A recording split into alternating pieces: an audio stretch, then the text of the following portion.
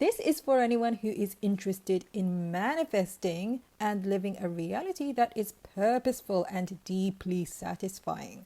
Whatever it is you desire, it already exists right now. The fact that you want it is the proof. And when you see someone else enjoying the sort of results you would like to experience and feel envious or inferior in comparison, that what you're seeing, those results, is not your manifestation. If it were, you would not feel envious or inferior in any way.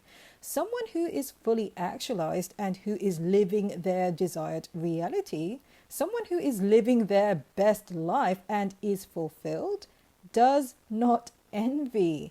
To envy is to feel lacking and unworthy, which is the opposite of happy and fulfilled. This has nothing to do with how much wealth or influence over others you have. Nothing to do with how beautiful and talented and clever you are either. It has to do with your inner world in the present moment.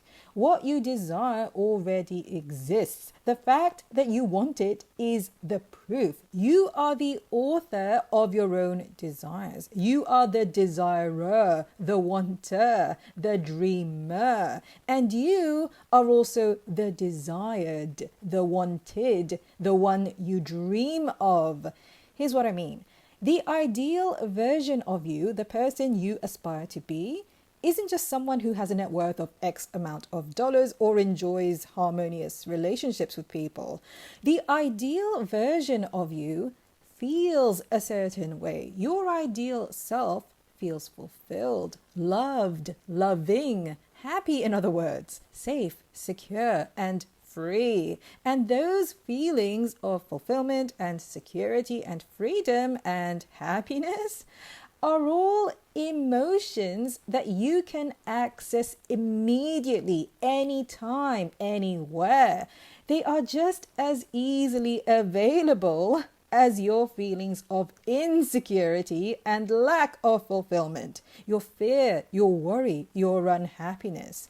This is why some people who have a lot of money and influence and all of the trappings of material success still feel compelled to antagonize and bully people who they perceive to be weaker than they are, because fulfillment is an inside job. Someone who is deeply fulfilled and happy does not treat others unkindly. Why would they? Just like happy people do not whine and complain. You can tell when someone is happy. They smile and laugh genuinely, not sarcastically or maliciously. They are relaxed and they don't get jealous or derive pleasure from other people's downfalls.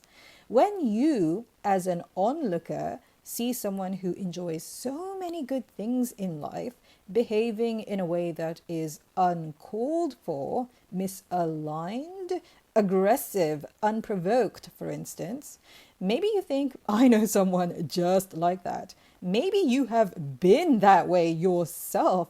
Doesn't matter. What matters is how you think and feel now. You can align with your positive thoughts and emotions, of which there is an infinite supply, because it all comes from within you. All it takes to tap into that positive stream of consciousness is for you to quiet your mind, to practice some mental minimalism. Beyond the noise of any unwanted thoughts is a quiet voice, one that is always there, one that tells you what you occasionally remember and then forget, that you are a free being, that life is good, that your life is good, and that you are thankful. Not that you should be thankful, simply that you are, that it is all good, all of it, even the less than peak moments of your life. You appreciate it all, not because any of it is particularly remarkable, but because they are what make up your life, because it's your life, in other words, and there is not a thing about it that you would change, not even your unhappiest moments, because they are what make you who you are today.